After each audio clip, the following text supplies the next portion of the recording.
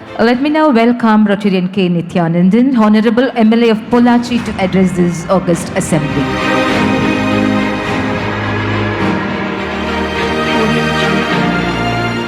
Very warm and pleasant evening to everyone here.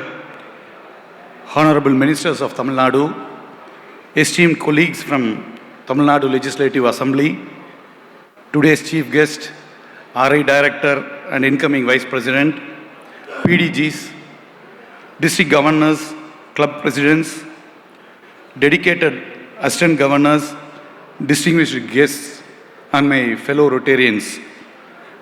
It's absolutely a honor to stand before you today. This room represents something incredibly special. This is not just a gathering of professionals, it is a powerhouse of compassion, action, and leadership. வளமான தமிழகத்தை உருவாக்கக்கூடிய சிற்பிகள் அடங்கிய இந்த சபைக்கு என்னுடைய வணக்கங்களை தெரிவித்துக் கொள்கின்றேன். 1987 ஆண்டு பொள்ளாச்சி நாச்சிமுத்து பாலிடெக்னிக் கல்லூரியில் ஒரு ரொட்ராக்டராக என்னுடைய ரோட்டரி பயணத்தை துவங்கியவன் நான். 2008 ஆண்டு, அதாவது 18 வருஷங்களுக்கு முன்னால், பொள்ளாச்சி பெருமைமிகு ரோட்டரி கிளப் திரு BK கிருஷ்ணராஜ் வானவராயர்கள் பட்டய தலைவராக விளங்கக்கூடிய அந்த கிளப்பில் என்னை இணைத்து கொண்டு இன்றைக்கு வரைக்கும் பாஸ்ட் பிரசிடெண்ட்டாகவும் பல்வேறு நிலைகளிலிருந்து இந்த சமுதாயத்திற்கு சேவையாற்றி வருகின்றேன். இந்த ரோட்டரி மேடையில் பொதுவாக வாழ்க்கை பயணத்தை எடுத்துக்கொண்டால் நிறைய பேர்த்துக்கு நன்றி சொல்ல வேண்டும். நான் சுயம்பு அல்ல, பலரால் தட்டி தட்டி உருவாக்கப்பட்டவன் நான். 25 ஆண்டு கால பொது வாழ்க்கை. இந்த இடத்துல நான் நிற்கிறேன்னா எளிது கிடையாதுங்க. கண்டிப்பாக எத்தனையோ இழப்புக்கள், எத்தனையோ அவமானங்கள், எத்தனையோ விமர்சனங்கள். ஆனால் ஒவ்வொரு தடைக்கல்லையும் படிக்கல்லாக மாற்றியதால் நான் இன்று இங்கே நிற்கின்றேன். இந்த ரோட்டரி மேடையில் 3 பேரை குறிப்பிட விரும்புகின்றேன். ஒன்று, பொள்ளாச்சி அருட்செல்வர் டாக்டர் நா. மகாலிங்கம் ஐயா அவர்கள். அவரும் ஒரு ரொட்டேரியன். இளைய வயதில் என்னுள் சேவை மனப்பான்மையையும் தொழில் செய்ய வேண்டும் என்ற எண்ணத்தையும் உருவாக்கியவர் அவர். அடுத்ததாக எங்களுடைய ரோட்டரி சங்கத்தின் பட்டய தலைவர் BK கிருஷ்ணராஜ் வானவராயர் அவர்கள். ஒரு 70 பேர் தான் கிளப்பில் இருப்பாங்க. எத்தனையோ அரசியல் மேடைகளை பார்த்தவர்கள். ஆனால் அந்த 70 பேர்த்த கையாள்வது என்பது கடினம். என்னுடைய லீடர்ஷிப் குவாலிட்டியே அங்கே தான். முந்தின நாள் வரைக்கும் வேறு மாதிரி பேசுவாங்க. பிரசிடெண்ட் ஆகி அடுத்த நாள் பேச்சே வேறு மாதிரி இருக்கும். என்னை ஒரு பக்குவப்படுத்தி 10 லட்சம் பேர் இருக்கிற மாநாட்டு மேடையில் கூட பேசிடலாம். அந்த 70 பேர்த்த அந்த 1 வருஷம் கொண்டு போய் அந்த தேங்க்ஸ் கிவிங் மீட்டிங்கை முடிச்சுட்டு கீழே இறங்க வரைக்கும் இருக்குது பாருங்க.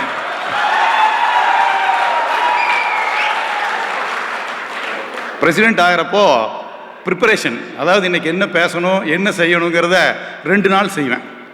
2 நாள் எல்லாம் எழுதி பார்த்து எல்லாம் பண்ணி போய் பேசிட்டு வந்தால் கடைசி மீட்டிங்க்கு எதுவுமே பண்ணாமல் அங்கே போய் உட்காந்து பேசுகிற அளவுக்கு என்னை பக்குவப்படுத்திய இந்த ரோட்டரி சங்கம் தான். அப்படி 2வது நபர் BK கிருஷ்ணராஜ் வானவராயர் அவர்கள். 3வது நபர் என்னை இந்த அரசியல் மேடையில் நிற்க வைத்து அழகு பார்த்து கொண்டிருக்கக்கூடிய என்னுடைய அரசியல் ஆசான் அண்ணன் ER ஈஸ்வரன் அவர்கள். அவருக்கும் இந்த நேரத்தில் நன்றிகளை தெரிவித்துக் கொள்கின்றேன். அவரும் ஒரு ரொட்டேரியன் தான்.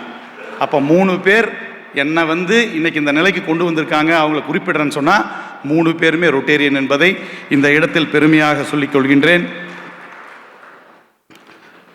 2013-14 தலைவராக இருந்த அந்த 1 வருட காலம் பல்வேறு பணிகளை செய்து என்னுடைய பொது வாழ்க்கை, பொது சேவையில் என்னை அடுத்த நிலைக்கு கொண்டு சென்றது கண்டிப்பாக பொள்ளாச்சி ரோட்டரி சங்கம்தான். ஒரு அமைப்புக்குள் வருவதென்றாலும், ஒரு கட்சிக்குள் செல்வதென்றாலும் ஒரு கேள்வியை நான் கேட்டுக்குவேன். என்னால் இந்த அமைப்புக்கு என்ன செய்ய முடியும் என்ற கேள்விதான் என் மனதில் இருக்குமே தவிர எனக்கு அந்த அமைப்பால் என்ன ஆதாயம் என்று கேட்க மாட்டேன். எப்பொழுதுமே இங்கெல்லாம் ரொட்டேரியன்ஸ் இருக்கிறோம். முன்னால் இருக்கக்கூடிய மாண்புமிகு அமைச்சர்கள், MLA எல்லாருமே ரொட்டேரியன்ஸ். ரொட்டேரியனோட கை கொடுக்கும் கையாக இருக்க வேண்டும், மேலே இருக்க வேண்டும். வாங்கும் கையாக இருக்கக்கூடாது. பதவியை பொறுப்பாக பார்ப்பவன் நான். பதவின்னு சொல்லுங்க, ஒரு ஆணவம் வரும். பொறுப்புன்னு சொன்னால் 2,07,000 பேர் கொண்ட பொள்ளாச்சி சட்டமன்ற தொகுதி மக்களுக்கு நான் பொறுப்பு என்ற உணர்வோடு வேலையை செய்வேன். அப்படி அந்த பதவியை பொறுப்பாக பார்ப்பவன் நான். மக்கள் சேவையிலிருந்து அரசியலுக்கு வந்தவன். அரசியலையும் சேவையாக செய்ய வேண்டும் என்ற எண்ணத்தோடு பயணித்துக் கொண்டிருக்கின்றேன். அதற்கு ரோட்டரி பெரும் பங்கை எனக்கு அளித்திருக்கின்றது என்பதை நான் இந்த நேரத்தில் குறிப்பிட விழுகின்றேன். எல்லாமே சொல்கிறோம், சமுதாயம் மாற வேண்டும், இந்த ஊர் மாறணும், தமிழ்நாடு மாறணும். மாற்றம் எங்கிருந்து துவங்கும் என்று சொன்னால், ஒரு சமுதாயம் மாற வேண்டும் என்று சொன்னால் தனி மனித மாற்றம்தான் சமுதாய மாற்றம். ஒவ்வொரு மனிதனும் மாறினால் அந்த சமுதாயம் மாறிவிடும். அப்போ நம்ம ஒட்டுமொத்தமாக பார்க்க வேண்டாம். தனி மனித வாழ்க்கையில் எப்படி ஒரு மாறுதலை உண்டாக்க முடியும் என்று நாம் சிந்தித்தால் கண்டிப்பாக தமிழ்நாடு நாம் நினைத்து பார்க்கக்கூடிய மாற்றத்தில் கண்டிப்பாக 5 வருஷத்தில் கொண்டு வந்துடலாம். தனி மனித மாற்றம்தான் சமுதாய மாற்றம். அதற்கு நாம் அனைவரும், நீங்களும் எங்களோடு கை கோர்க்க வேண்டும். கண்டிப்பாக எங்களால் தனியாக முடியாது. முன்னால் இருக்கிறவங்களோட சார்பாக நான் சொல்கிறேன், எங்களால் முடியாது, உங்களால் முடியாது, ஆனால் நம்மால் முடியும். 2 பேர் கை கோர்த்தோம்னா கண்டிப்பாக நம்மால் மாற்றத்தை உருவாக்கி விட முடியும். அப்போ எங்கிருந்து அந்த மாற்றம் என்றால் தனி மனித வாழ்க்கையிலிருந்து. தனி மனிதன் மாற வேண்டும் என்று சொன்னால் அவன் மனம் மாற வேண்டும். அமைச்சர் பெருமக்கள் எல்லாரும் இருக்காங்க. மனிதவள மேம்பாட்டுத்துறை என்று ஒன்று இருக்கின்றது, ரொம்ப நாள் அறுந்துட்டு இருக்குது. அது நல்லா செய்யணும், மனிதன் வளமானவனாக மாற வேண்டும் என்று சொன்னால் இன்னொரு துறையை மாண்புமிகு முதல்வர் மூலமாக செய்ய வேண்டும் என்று நினைக்கின்றேன். மனித மனவள மேம்பாட்டுத்துறை என்று ஒன்றை ஆரம்பிக்க வேண்டும்.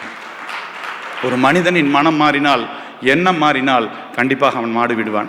அந்த எண்ணத்தை, அந்த மனித மனதில் ஒரு மாற்றத்தை கொண்டு வராமல் என்ன திட்டங்களை நாம் கொடுத்தோம் என்று சொன்னாலும், எப்படி ஒரு பண்படுத்தப்படாத நிலத்தில் என்னதான் நல்ல விதை யூனிவர்சிட்டியில் போய் வாங்கிட்டு வர்றீங்க, அந்த விதை பண்படுத்தப்படாத நிலத்தில் எப்படி சரியாக முளைக்காதோ அதுபோல் அன்பிரிப்பேர்டு மைண்டு, நீங்கள் எதை வேணாலும் கொண்டு போய் சொல்லுங்கள், அந்த மைண்டு அன்பிரிப்பேர்டாக இருந்தால் கண்டிப்பாக எதுவுமே செய்ய முடியாது.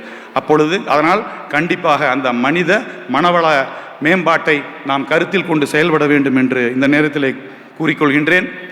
எத்தனையோ சேவைகளை நாம் செய்து கொண்டு வருகின்றோம். ரோட்டரிக்கு அன்பான வேண்டுகோள், லீடர்ஷிப் இன்ஸ்டியூட் ஒன்று ஆரம்பிக்கணும். தலைவர்களை உருவாக்க வேண்டும். இன்றைய இளைய தலைமுறை எனக்கு எதுக்கு பொறுப்பு என்று நான், எனது குடும்பம், எனது உறவு, எனது நட்பு என்ற சிறிய வட்டத்திற்குள் உழன்று வருவதாக நான் நினைக்கின்றேன். அதை உடைத்து வெளியே கொண்டு வர வேண்டும் என்று சொன்னால் ஸ்கூலில் ஆரம்பிக்கணுங்க. 7th 8th ஆரம்பிக்கணும். எடுத்து நல்ல தலைவர்கள், அரசியல் தலைவர் மட்டுமல்ல, தலைவர்களாக பிஸ்னஸில் வரலாம், சோஷியல் ஒர்க்கில் வரலாம், பொலிட்டிக்கல் லீடர்ஸ் வரலாம். அப்படி தலைவர்களை உருவாக்கக்கூடிய ஒரு பணியை நாம் அனைவரும் சேர்ந்து ரோட்டரி மூலமாக செய்ய வேண்டும் என்று இந்த நேரத்திலே கூறிக்கொள்கின்றேன். எப்படி போலியோ இல்லாத உலகை உருவாக்குவதற்கு நமக்குள் இருக்கக்கூடிய வேற்றுமைகளை மறந்து கடந்து நாம் அனைவரும் ஒன்றிணைந்து செயல்பட்டோமோ, அதுபோல் வளமானதொரு தமிழ்நாட்டை உருவாக்க வேண்டும் என்று சொன்னால் நமக்குள் இருக்கக்கூடிய வேற்றுமைகளை எல்லாம் களைந்து நாம் ஒரு சக்தியாக நிற்க வேண்டும். வளமான தமிழ்நாட்டை நம்மால் உருவாக்க முடியும். கண்டிப்பாக அது நம்மால் முடியாத காரியம் அல்ல, நம்மால் முடியும். எல்லாரும் சொன்னாங்க மாற்றம் மாற்றம்னு.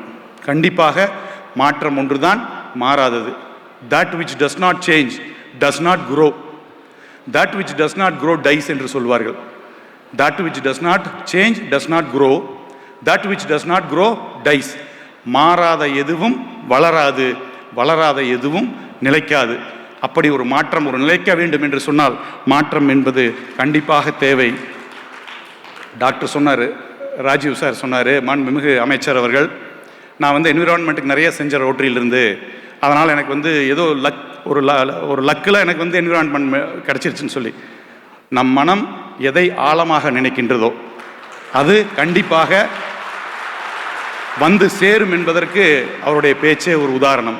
விவேகானந்தர் அழகாக சொல்லியிருக்கின்றார், ஒரு மனிதனை எது உருவாக்குகின்றது என்று சொன்னால் தனிமையில் அவன் சிந்திக்கக்கூடிய எண்ணங்களே அவனை உருவாக்குகின்றது. டாக்டர் 24 மணி நேரம் என்விரான்மெண்ட்டை பற்றி சிந்திச்சிருப்பார்னு நினைக்கிறேன். அதனால் எனக்கு என்விரான்மெண்ட் அமைச்சராகிருக்கார். இதிலிருந்து நான் சொல்ல வேண்டது என்னன்னா, கண்டிப்பாக நம் மனம் எதை ஆழமாக நினைக்கின்றதோ, ஆங்கிலத்தில் பேர்னிங் டிசையர் என்று சொல்வார்கள், ஆழமாக நினைக்கின்றதோ அது கண்டிப்பாக நிறைவேறும் என்று கூறி, நேற்று போல்தான் இன்றும் இருக்கும் என்று சொன்னால் நாளை என்று ஒன்று தேவையில்லை. நேற்று போல்தான் இன்றும் இருக்கும் என்று சொன்னால் நாளை என்று ஒன்று தேவையில்லை. மாறுவோம், மாற்றுவோம், இது நம்மால் முடியும், வெற்றி நிச்சயம் என்று கூறி விடைபெறுகிறேன். நன்றி, வணக்கம். மிக்க நன்றியை தெரிவிக்கிறோம். நித்யானந்தம் அவர்களுக்கு பிரமாதம். பெல் செல்ஸுக்கு கூப்பிட்டுருக்கலாம் அவங்கள. நிறைய தலைவர்களுக்கு உற்சாகம் இருந்திருக்கும்.